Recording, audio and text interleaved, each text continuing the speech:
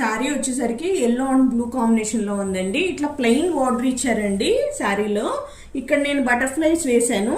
ఏంటంటే ప్లెయిన్ గా వచ్చింది, అందుకని చెప్పి కస్టమర్స్ ఇలా బటర్ఫ్లైస్ లా వేయమన్నారు. ఇలా శారీ అంతా కూడా ఇలాగే వేసాను. పళ్ళు పాటు వచ్చేసరికి